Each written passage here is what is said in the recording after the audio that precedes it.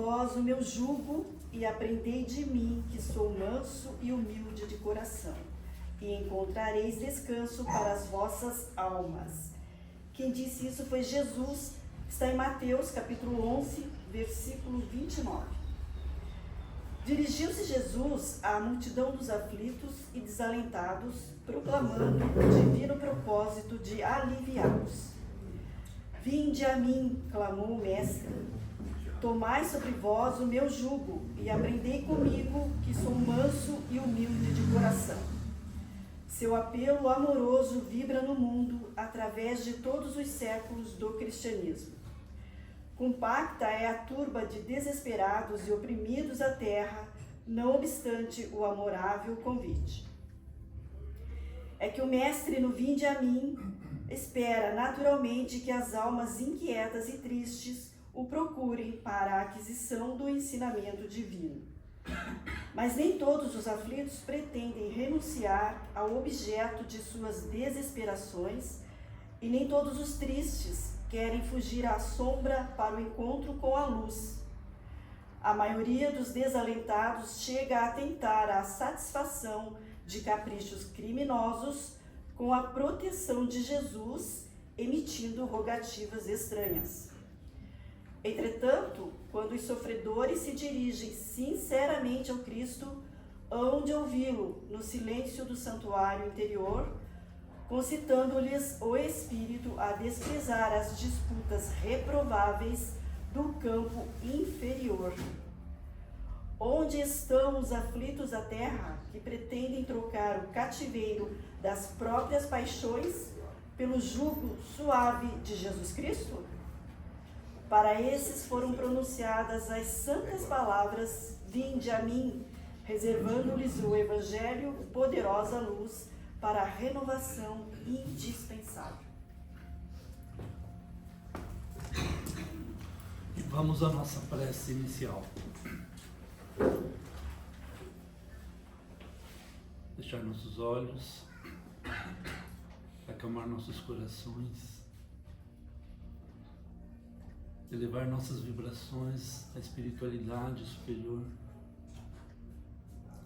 mentalizar a figura do nosso Mestre Jesus e agradecermos pela oportunidade de estarmos aqui hoje e podermos aprender um pouquinho mais sobre os seus ensinamentos de amor. Gratos à espiritualidade superior que com tanto amor e carinho nos envolve na sua luz e fluidos, nos preparando para os embates do dia a dia. Mestre, nós que despertamos para a nossa condição de aprendizes, somos gratos por ter nos dado essa doutrina tão esclarecedora, esse Consolador prometido, que nos mostra a importância de estarmos reencarnados nesse planeta, a importância do estudo, do raciocínio, do trabalho no bem, para que possamos adquirir o conhecimento necessário para seguirmos a nossa jornada evolutiva de uma maneira mais correta, mais consciente, nos possibilitando desenvolvermos a luz, o conhecimento, nos tornando pessoas melhores e transformando esse mundo num mundo melhor, um mundo de regeneração. Gratos por tudo que nos dás todos os dias, pedimos a vossa permissão para darmos por aberto os trabalhos de hoje. Muito obrigado e que assim seja. E hoje quem vai contribuir com o nosso crescimento espiritual é o Telmo Flores, que é nosso amigo já de longa data. Ele é vinculado à Casa João Mignone de Campo Largo, palestrante, divulgador da doutrina. Fique à vontade.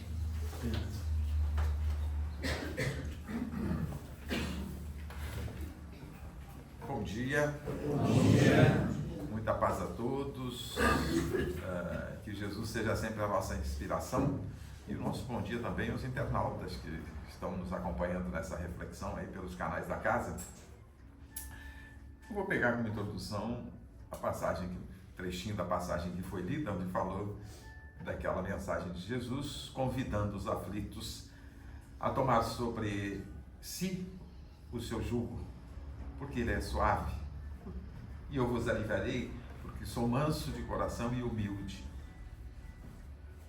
Tomar Jesus como jugo, como referência, ir até ele, é ir até os seus ensinamentos. Não é ir até o homem Jesus, isso seria idolatria, mas é ir até os seus ensinamentos. O jugo que ele nos traz é o jugo da lei divina, a lei do amor. E nos encaminhar nessa direção é o convite que ele nos faz. E já diz, devemos caminhar na direção dele, eu que sou humilde. Portanto, a humildade é um dos requisitos para cumprirmos a lei de Deus, faz parte do pacote. Humildade, depois vem a caridade junto e vem algumas ações que se antepõem às causas dos nossos males, dos nossos sofrimentos. Eu ontem estive numa casa espírita do bairro Uberaba, Caminheiros do Bem, e ele sempre põe uma frase no quadro. Estava lá no quadro uma frase de André Luiz. Não sei nem qual é a obra, porque só estava escrito André Luiz, né? Deve ter sido uma das obras da série André Luiz. E na frase nos diz: os vossos atos definem ou determinam quão próximo ou quão distante estamos da lei divina, ou estás da lei divina, já que está falando dos vossos atos, estáis da lei divina. Tudo isso se soma, nos mostrando o quanto já caminhamos com Cristo ou o quanto ainda não caminhamos. O quanto ainda estamos próximos daquilo que Ele propõe ou o quanto estamos distantes.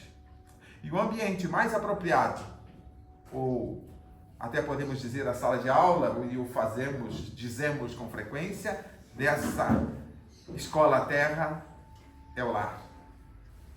E neste ambiente nós podemos demonstrar os nossos atos.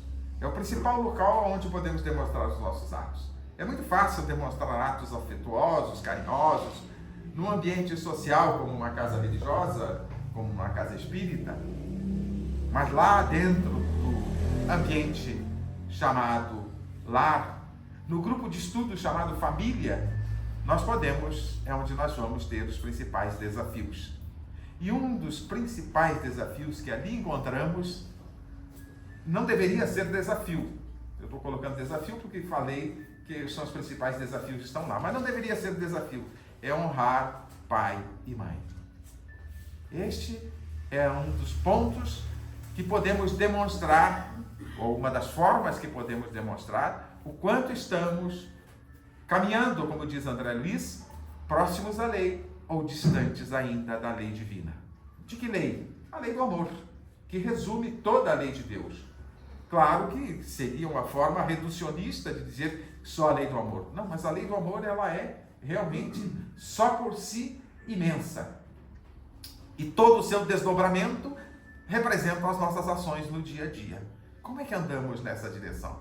Como é que andamos com relação aos nossos pais? Qual a nossa referência, qual a nossa atitude em relação aos pais? Isso demonstra o quanto estamos na direção da lei divina ou não.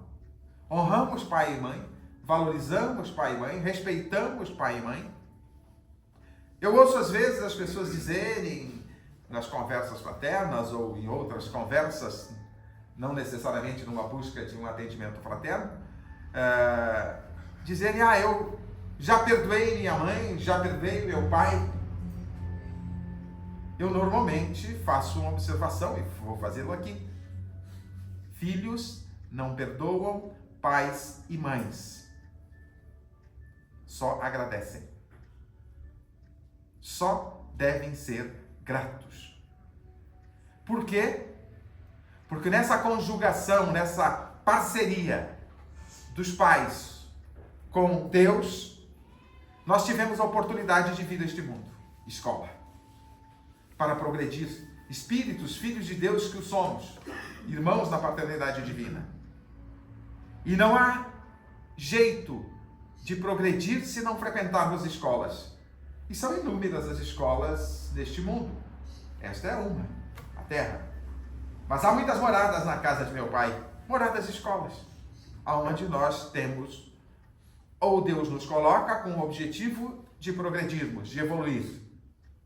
Portanto, ninguém chega aqui sem a união de 2 gametas no ventre materno. Pode ser que a união dos 2 gametas se dê cientificamente através in vitro, né? Mas de qualquer maneira precisa do ventre materno e precisa dos 2 gametas, não tem outra forma. Talvez um dia comece a fazer clonagem, né? Mas eu acho meio perigoso fazer clonagem, porque se a gente já não é muito bom e faz clonagem, continua do mesmo jeito. Então é bom que a gente venha, vá para o mundo espiritual, evolua um pouquinho, reflita lá sobre a vida e venha para cá, para enfrentar os desafios de evoluir. E são esses desafios que a vida apresenta. Tenho dito com frequência que não há outro papel em tudo que vivemos que não seja evolução, progresso. Tanto que Kardec vai nos dizer que a doutrina espírita veio para a evolução moral da humanidade. Mas não só a doutrina espírita, todas as lições, todos os emissários divinos em todas as épocas, de acordo com a nossa possibilidade de compreensão. E no Velho Testamento, no Decálogo, entre os 10 mandamentos, um deles é honrai vosso pai e vossa mãe. No início, no processo inicial de Deus apresentar a sua lei, para depois expandi-la com Jesus, revivê-la e esclarecer um pouco mais com a doutrina dos Espíritos, a base, uma das bases dessa lei é honrar vosso pai e vossa mãe. Então, quando alguém diz que eu perdoo meu pai e minha mãe, alguma coisa em termos conceituais de compreensão está equivocada. Porque não temos que perdoar pai e mãe, temos que honrá-los, amá-los, valorizá-los e principalmente sermos gratos. Eu tenho dito que a gratidão é um dos principais sintomas de que estamos evoluindo. A ingratidão, ao contrário, estamos distantes da lei de Deus, usando a frase de André Luiz, quão próximo ou quão distante estamos, está representado pelos nossos atos. E um dos atos que se inclui neste quesito é a forma que tratamos e valorizamos os nossos pais. Então, por que não tenho que perdoar os pais? Mas meu pai, minha mãe me abandonou, me entregou para adoção. Mesmo assim, nos permitiu chegar neste mundo. Nos permitiu estar aqui. Poderia ter abortado. Não. E a gente tem que buscar uma outra oportunidade. A gente, no sentido daquilo que somos verdadeiramente. Filhos de Deus, espíritos. Não somos esse corpo. Estamos nesse corpo. Nós somos espíritos. Então, nos deram os pais... O pai e a mãe nos deram o principal tesouro para frequentar este mundo, a vida, o corpo físico. Não tem nada que possa reduzir esse tesouro a uma dívida. Porque por mais que as circunstâncias da vida tenham desviado as nossas relações parentais, as nossas relações familiares, com os pais principalmente, pelo abandono, pelos cuidados não muito carinhosos ou afetuosos, pela truculência até às vezes dos pais, não importa. Não tem nada que eles façam que possa abater o valor do tesouro de estarmos aqui, nessa parceria dos pais com Deus, de ofertar aos filhos divinos, espíritos, o uniforme para frequentarmos esta escola. Portanto, nós devemos aos nossos pais, em qualquer circunstância, respeito, valorização e principalmente amá-los. Infelizmente, nós observamos no mundo que isto não é uma realidade, porque encontramos ainda muitos idosos com descendentes,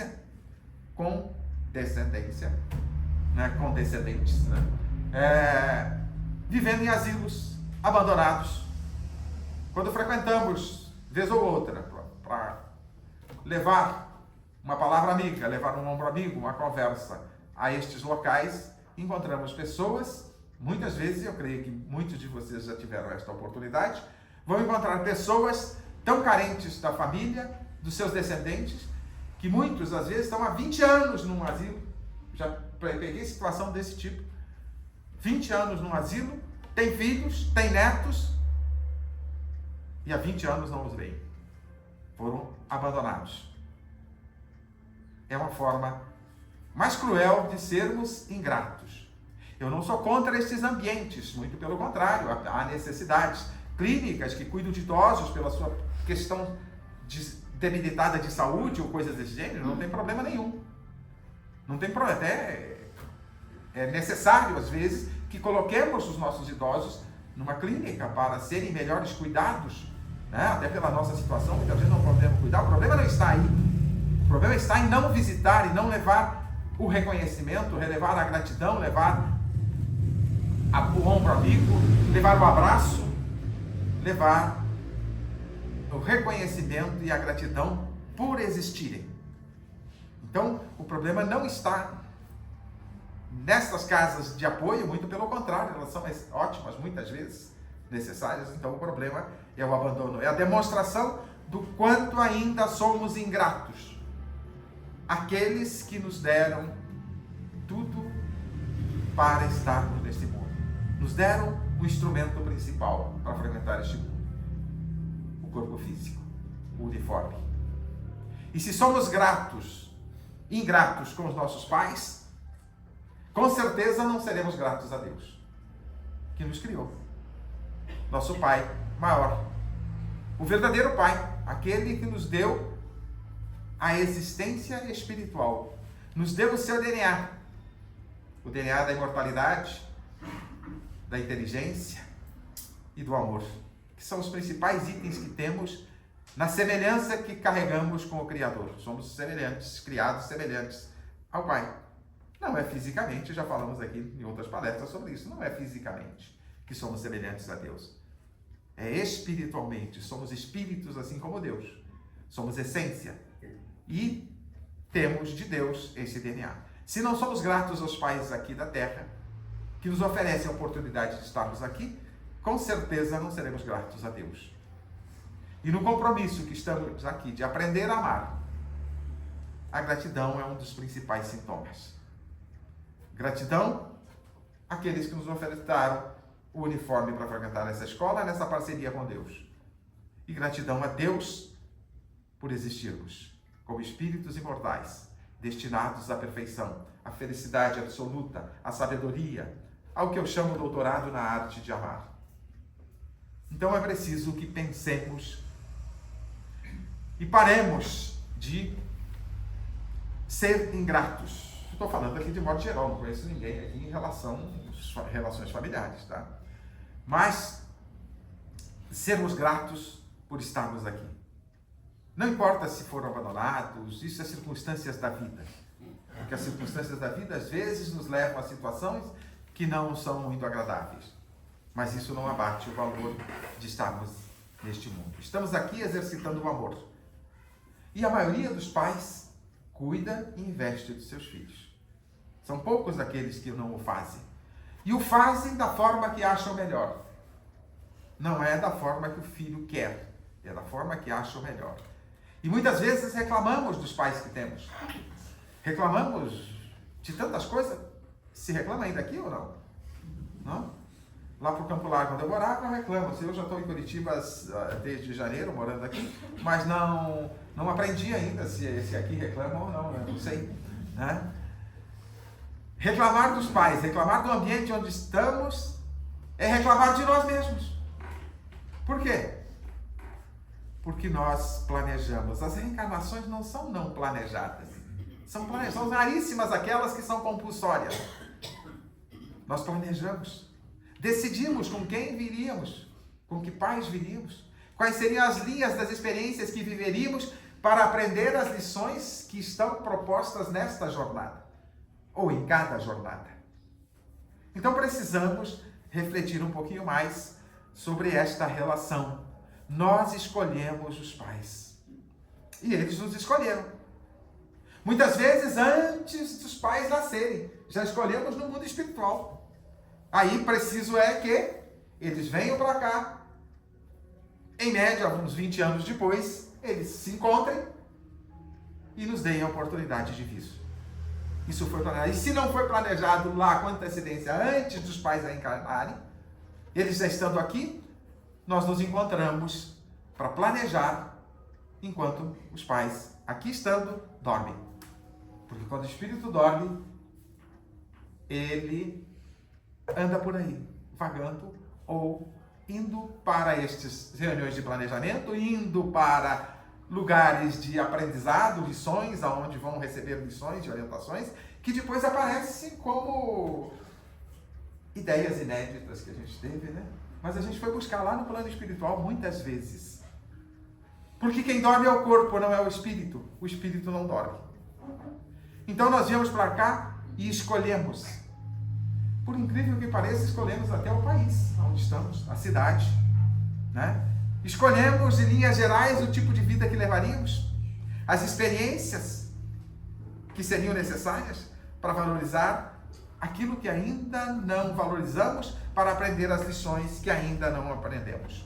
Então, cumprir com os nossos pais o nosso dever de respeito, de valorização e de gratidão demonstra o quanto estamos, se já estamos mais próximos da lei de Deus, de cumpri-la, ou estamos distante, pegando a fala de André Luiz.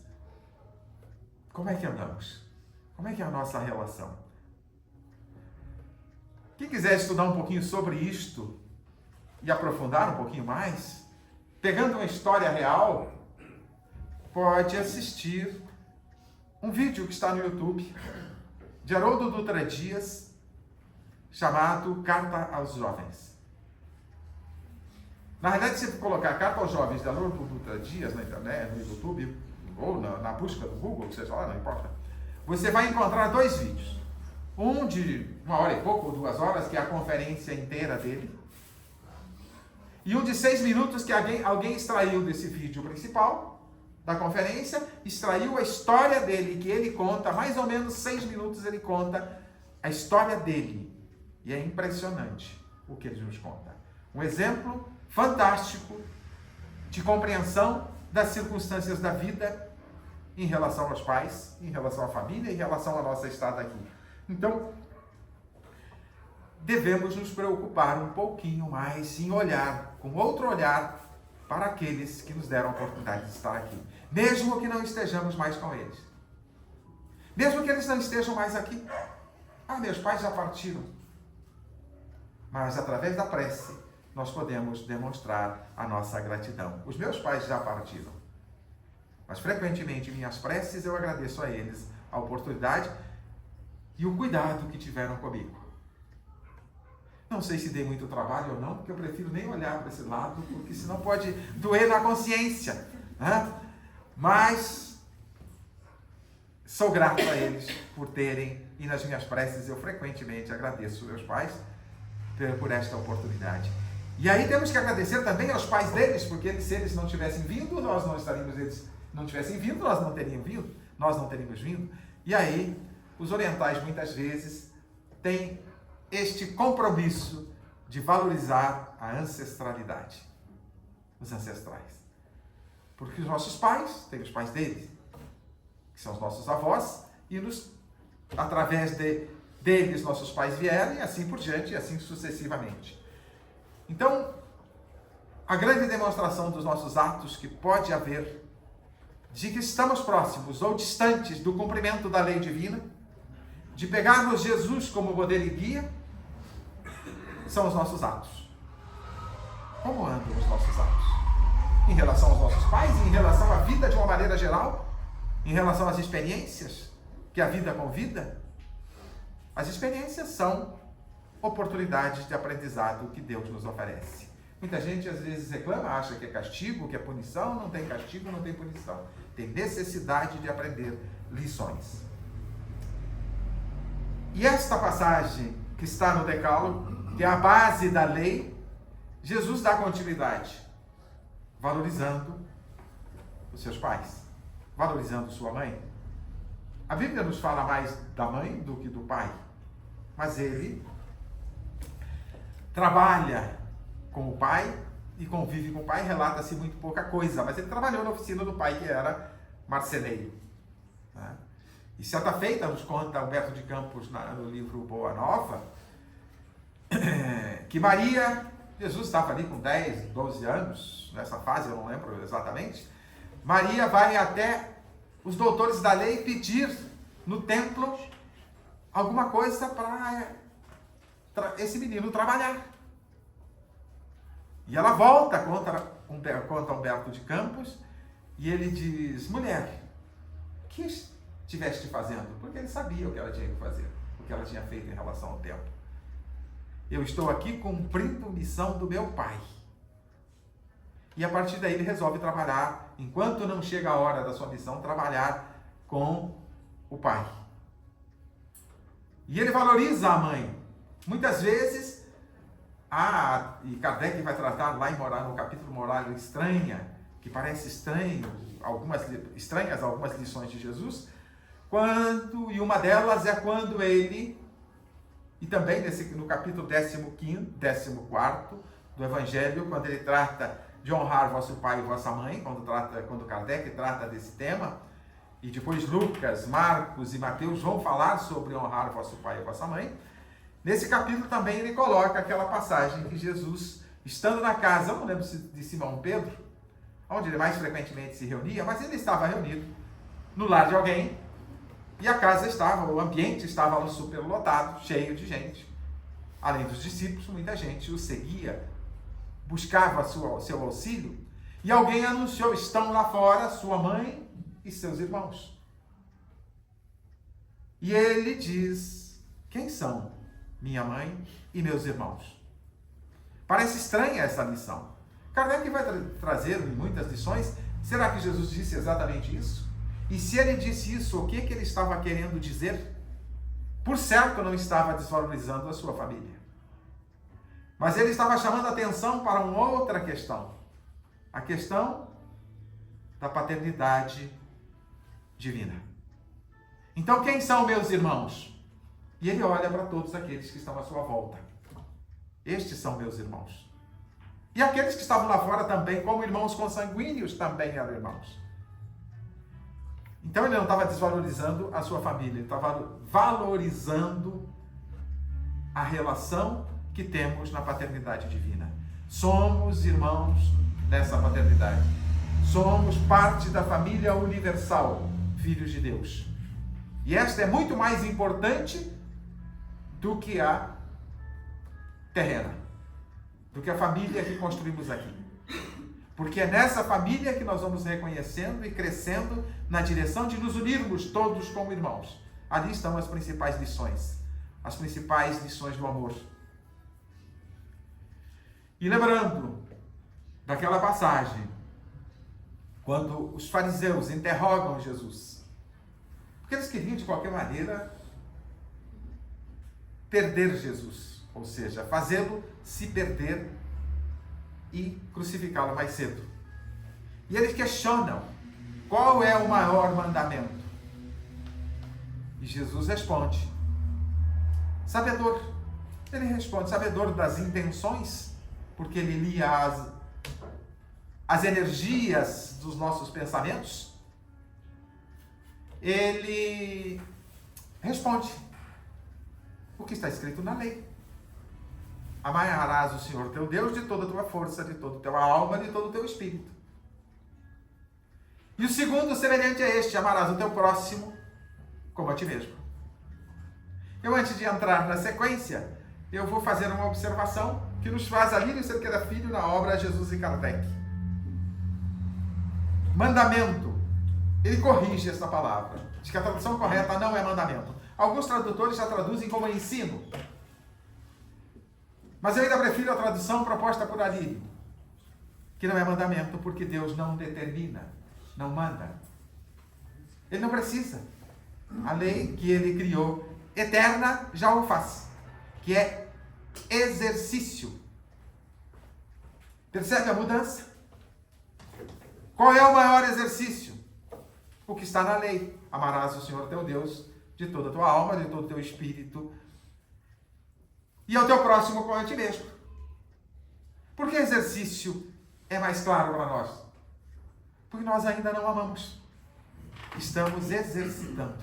Estamos nesse mundo para exercitar. E os principais exercícios para isso estão no ambiente familiar, com os pais e, evidentemente, com o restante da família, num grupo de estudo chamado família. Não sei se é por isso, copiando essa dádiva divina, essa lição divina, que as casas espíritas têm grupo de estudo, né? Não é invenção espírita, não é invenção das nossas escolas, que tem grupo de estudo, muitas vezes, mas é invenção divina, que nos coloca aqui num grupo de estudo chamado família. É lá que nós estamos exercitando esta lei máxima, que é a lei do amor. E a lei culmina em amar a Deus, ao próximo e a nós mesmos. Essa é a culminância da lei. E nós estamos exercitando para chegar a essa culminância, para chegar a esse nível de amar efetivamente a Deus, ao próximo e a nós mesmos. Mas amar ao próximo não é só amar aqueles que estão à nossa volta no ambiente familiar. Ali é o exercício. Mas isso deve, a partir desse exercício que se aprende ali, levar-se para a humanidade. Temos que amar, nos amar a todos. Então, como ainda não o fazemos, se o fizéssemos, o mundo não teria tanta atrocidade, tanta violência, tanta miséria, ou não teria nenhuma atrocidade, nenhuma violência e nenhuma miséria, é porque nós ainda não nos amamos, estamos em exercício. E o principal exercício é no lar. Mas Jesus prossegue, porque os fariseus não davam tréguas. Quem é o meu próximo? E aí ele conta a bela passagem, a parábola do bom samaritano. Lembram lá? Um homem descia de Jerusalém para Jericó. No caminho foi assaltado e largado ferido à beira da estrada. Por ele passa um levita, uma espécie de sacerdote. Depois passa um sacerdote. E passam ao lado, não atendem.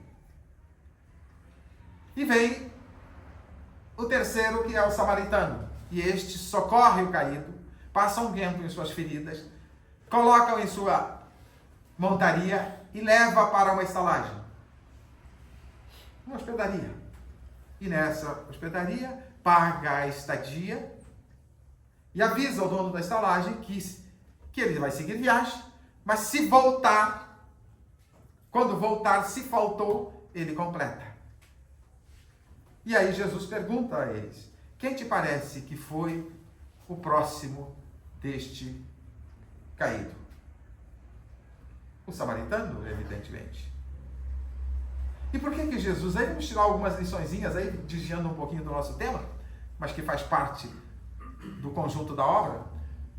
Que lições Jesus está nos dando ali ao contar essa história? O levita e o sacerdote estavam nos templos, eram religiosos, mas não socorreram. Não basta estar nos templos. São os nossos atos que falam de nós. Não basta estar travestido ou vestido de uma autoridade religiosa, de uma postura religiosa, de um frequentador de templos, se os nossos atos falam ao contrário. E por que o samaritano? Porque o samaritano era considerado por estes que não atenderam, que não socorreram, como hereges, porque pensavam diferente. Quando, lembra aquela passagem que seria punido aquele que faz raca a seu irmão? O que é a raca? É encontrar alguém que a gente não gosta, olhar para o lado e cuspir. E eles faziam isso com os samaritanos. O tal raca. Por quê? Porque pensavam diferente. Mas o samaritano, que era considerado herege, foi aquele que demonstrou ser o próximo daquele que estava caído. Por que eu estou trazendo isso? Porque quem é o nosso próximo? Mais próximo. Quem é o nosso próximo mais próximo? Ou os nossos próximos mais próximos? Nossos pais, no ambiente familiar. Nossos pais são os nossos próximos. Nossos pais são aqueles a quem nós devemos as primeiras atenções, porque deles recebemos, com raras exceções, e aqui incluo aqueles que cuidaram de nós, às vezes não necessariamente os pais, mas aqueles que devemos gratidão aos pais, mesmo que eles tenham nos abandonado, mas devemos gratidão também àqueles que deram continuidade à tarefa de cuidar. Porque já nos mostra a ciência que entre os animais, se pelo corpo físico nós estamos na categoria de animais, e às vezes pelo comportamento também, né? Às vezes estamos na categoria de animais. Mas pelo corpo físico estamos classificados entre os animais, pelo corpo físico. O ser humano é o que mais tempo leva dependendo dos seus pais, dos genitores. Por quê? Porque faz parte do propósito divino de nos dar a oportunidade de exercitar o amor. Os pais cuidando, investindo nos filhos, e os filhos reconhecendo o cuidado que os pais tiveram. Portanto, é a oportunidade que o Criador nos oferece de exercitarmos o amor. Por isso eu gostei muito da tradução proposta por Arlindo Cerqueira Filho, de que a tradução correta é que nós estamos, que o primeiro mandamento, ou que o primeiro exercício é amar a Deus. O segundo, semelhante a este, conforme propõe Jesus, é o exercício de amar o nosso próximo como amamos a nós mesmos. E este processo se exercita do caminho inverso. Primeiro eu tenho que me amar. Se eu não amo nem a mim, como vou amar o próximo que está um pouquinho mais distante? Eu que estou bem próximo, mais próximo de mim sou eu. Se eu não me amo, eu não amo o próximo. Por quê? Porque não tenho o que dar. Se eu não amo nem a mim, vou amar o próximo. Então eu preciso me amar. E me amar não é chegar na frente do espelho e achar que eu sou a oitava maravilha do mundo. Me amar é reconhecer que sou filho de Deus, um investimento de Deus, destinado à perfeição. Mas se eu me reconheço assim, eu tenho que reconhecer cada um de vocês nesta mesma condição, neste mesmo propósito. Então, é um exercício que estamos fazendo, de nos valorizarmos e valorizar o nosso próximo. Reconhecer a paternidade divina, reconhecer que somos irmãos nesta relação com Deus. E reconhecer, portanto, que o nosso próximo, mais próximo, quando chegamos aqui, são os nossos pais. Na verdade é a mãe, né? Porque a mãe carrega no ventre por 9 meses o feto, o filho, até o nascimento. Mas, evidentemente, foi necessário a participação do pai. E até já falamos numa palestra aqui sobre maternidade, o segredo entre a mulher e Deus, aonde, no texto de André Luiz, falando sobre essa proposta, de André Luiz não, de Emmanuel, falando sobre essa proposta de maternidade, o segredo entre a mulher e Deus, ela diz que a participação do homem é ínfima. Da mulher é comprometida. Então o homem está envolvido e a mulher comprometida no processo, nessa parceria com Deus. Por quê? Porque ela carrega no ventre o feto, o filho, até o nascimento. E depois ainda o abastece com leite materno, produzindo no seu organismo os nutrientes necessários, inclusive a proteção para evitar doenças por um tempo maior do que o carregado no ventre materno. Então, eu gosto de uma colocação interessante que Haroldo Dutra Dias nos faz, falando deste envolvimento do pai, e o comprometimento da mãe. Ele vai dizer que o pai está envolvido e a mãe está comprometida nesta relação. E ele vai explicar a diferença, usando algo conhecido. Todo mundo aqui conhece farofa de ovo com bacon? Conhece? A galinha está envolvida, o porco está comprometido. O pai está envolvido nessa relação parental.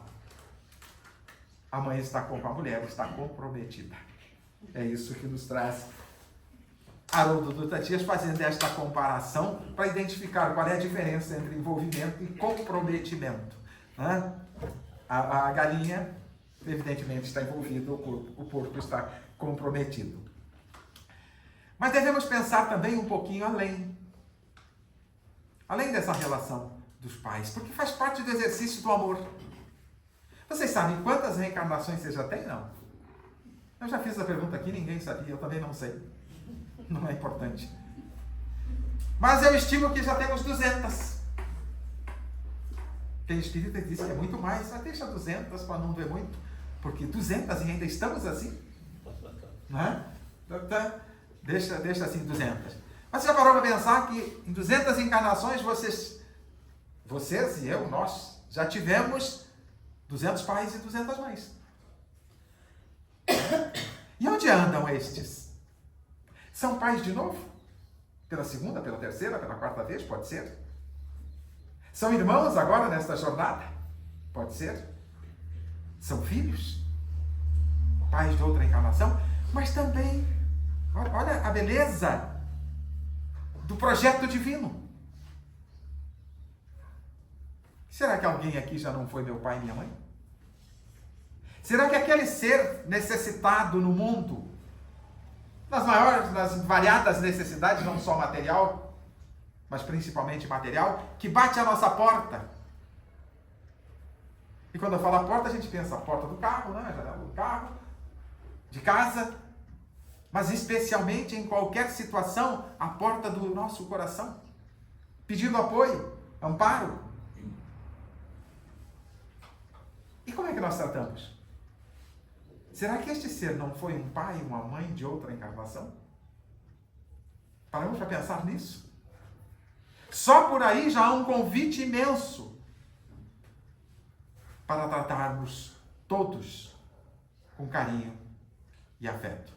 Pode ter sido um pai de uma outra encarnação, pode ter sido uma mãe de uma outra encarnação, pode ter sido um irmão de outra encarnação. Aonde andam estes? Por aí. Olha a beleza do projeto divino, nos oferecendo a oportunidade do exercício do amor de variadas formas. Nós temos nisso tudo uma parentela consanguínea, muitas parentelas consanguíneas, em cada encarnação nós vamos ter uma parentela consanguínea que pode se repetir, alguns, nem todos, ou todos, numa próxima jornada, depende do projeto, das necessidades evolutivas para cada jornada, porque cada jornada nós temos um pacote de lições a aprender. Em linhas gerais, em função do nosso caminhar, nós cumprimos esse pacote e avançamos um pouco mais, ou nós não cumprimos esse pacote. Mas é Deus nos mostrando formas, projeto maravilhoso para o crescimento e desenvolvimento de seus filhos. E com isso nós podemos observar, se pensarmos um pouquinho na reencarnação, quem foram nossos pais e nossas mães de outras oportunidades? Aonde estão? Pode estar do nosso lado, pode estar em outro ambiente, pode estar em outra sala de aula, chamado lá, pode estar em outro ambiente. Por isso a importância e o convite e o exercício de amarmos a todos.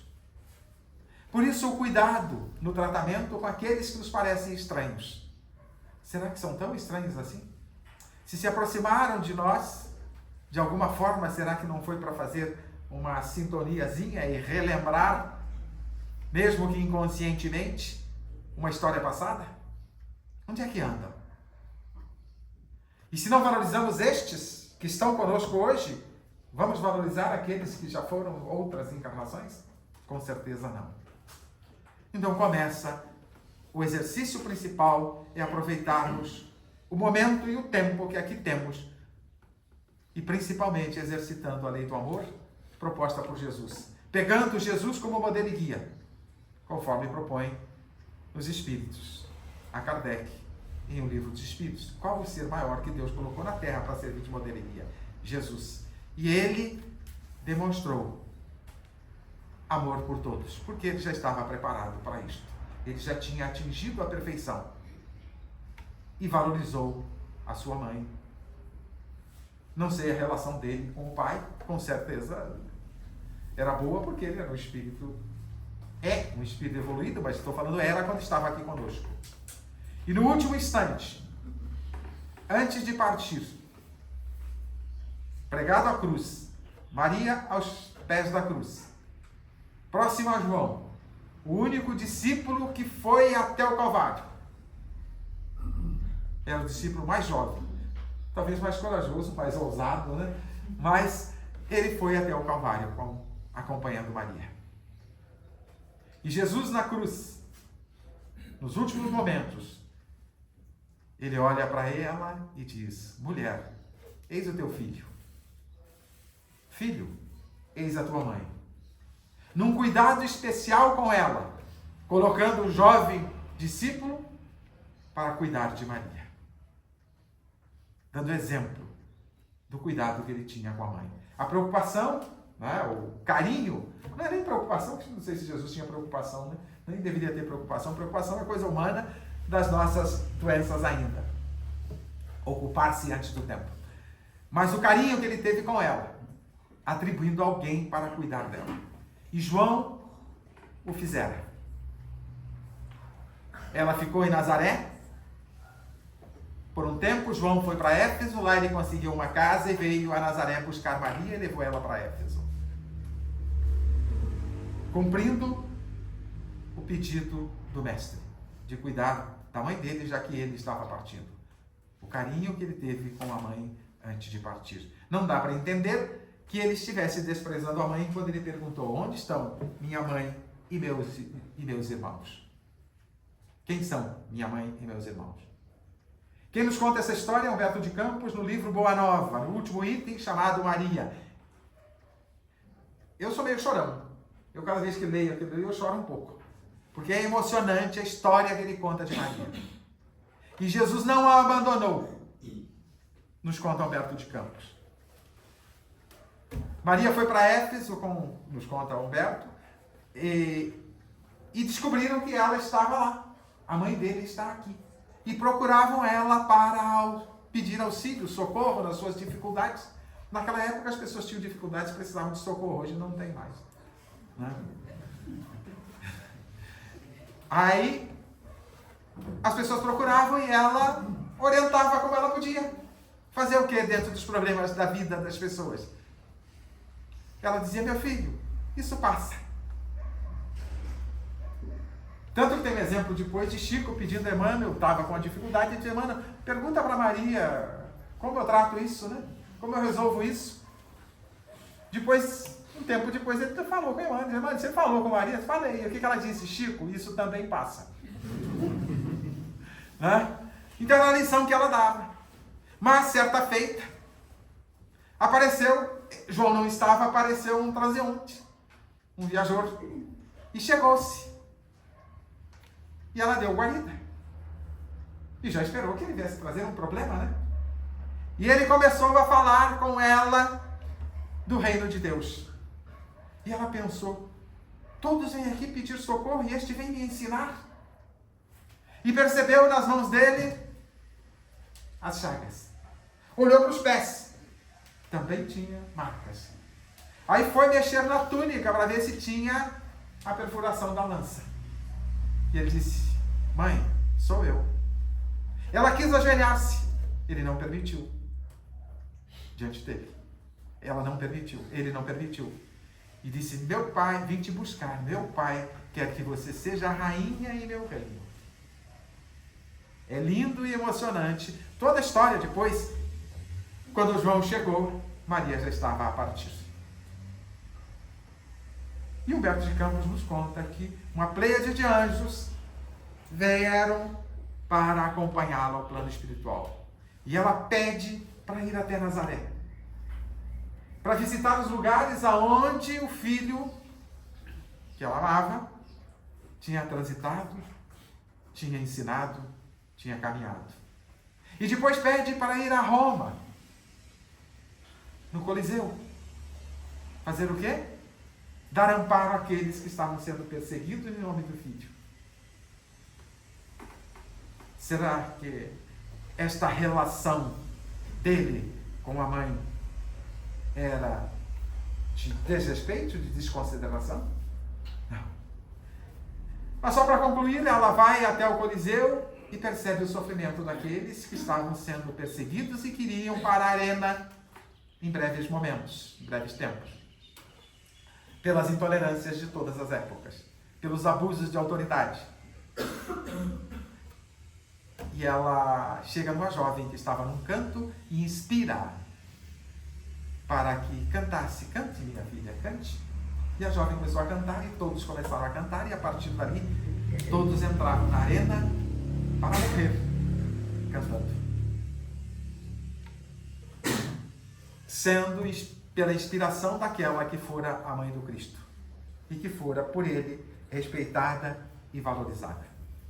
E nós? Valorizamos os nossos pais? Demonstramos frequentemente a nossa gratidão a eles? Pela oportunidade de estarmos neste mundo, exercitando a lei do amor, para um dia chegarmos de volta à casa do Pai, no sentido simbólico do filho pródigo que retorna? Como é que retornamos à casa do Pai? Quando caminhamos na direção do amor. Quando atingirmos a plenitude, estaremos de volta, lado a lado, com o Criador. E a oportunidade de exercitarmos é a cada momento, a cada segundo de nossas vidas. Eu, antes de ser espírita, eu pensava e dizia para as pessoas muitas vezes, se eu perder, eu gosto muito de ler, de estudar, já gostava antes, e como eu estou tendo espírita, então virou uma obrigação, né? Uma obrigação gostosa. E então eu dizia, se eu passar 1 minuto sem aprender alguma coisa, eu perdi 1 minuto de vida. Eu não sabia nada sobre a vida. Mas eu sabia que se eu não aprendesse alguma coisa, eu estava perdendo 1 minuto de vida. E se perdemos tempo reclamando, lamentando, perdemos a oportunidade de aprender. Se perdemos a oportunidade de pegar um livro para ler, de participar de grupo de estudo e outras questões que a Casa Espírita oferece, estamos perdendo a oportunidade de recursos de crescimento, de progresso, na direção dos nossos objetivos, ou melhor, dos objetivos divinos para conosco. Todos nós chegaremos à perfeição. Nenhuma das minhas ovelhas se perderá de Jesus. E um dia poderemos fazer o que ele fazia. Parece ousadia, mas foi ele que disse.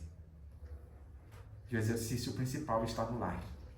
E o sintoma maior de que estamos nessa direção correta é a nossa gratidão para com Deus e a nossa gratidão para com os nossos pais.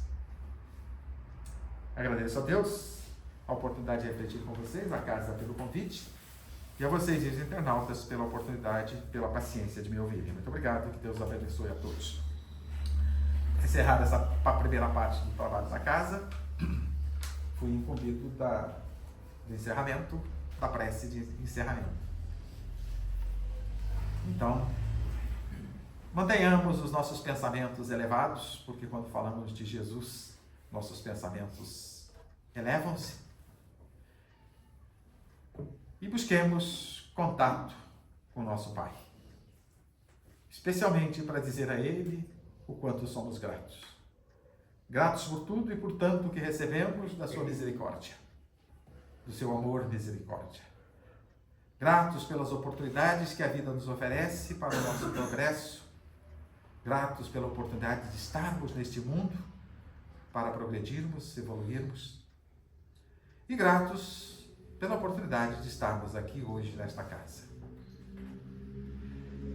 Mas especialmente sermos gratos a Deus por ter nos enviado entre tantos emissários Jesus, o maior de todos. A ti, querido amigo Jesus, a nossa gratidão. Aos espíritos, encarnados ou desencarnados, que te auxiliam na tarefa de levar a humanidade a Deus, a nossa gratidão. Mas a ti especialmente a nossa gratidão por teres caminhado conosco neste mundo, para trazer as lições imorredoras do teu Evangelho. Lições estas que, à medida que colocamos em nossas vidas, o nosso caminho fica mais iluminado, o fardo mais leve e o jugo mais suave. Obrigado, querido amigo. Nós aproveitamos ainda para rogar as tuas bênçãos aos nossos irmãos que padecem neste mundo. Muitos padecem pela ignorância humana. Muitos padecem pelas tragédias naturais. Pela ignorância humana, nós encontramos as guerras, as violências, as misérias. Pelas tragédias também naturais vão pelo mesmo caminho. Muitos sofrem, choram, lamentam. Que possa, então, a estes, e principalmente aqueles que não vos conhecem, não conhecem o Pai, por certo as dores se tornam mais intensas, mais pesadas, o fardo mais pesado, que a estes e a todos, de uma maneira geral, possas levar a tua paz, a tua inspiração e principalmente as tuas lições. E certos, querido amigo, de que atendes às nossas rogativas e da tua presença entre nós, te agradecemos mais uma vez e rogamos que permaneça conosco hoje e sempre. Que assim seja.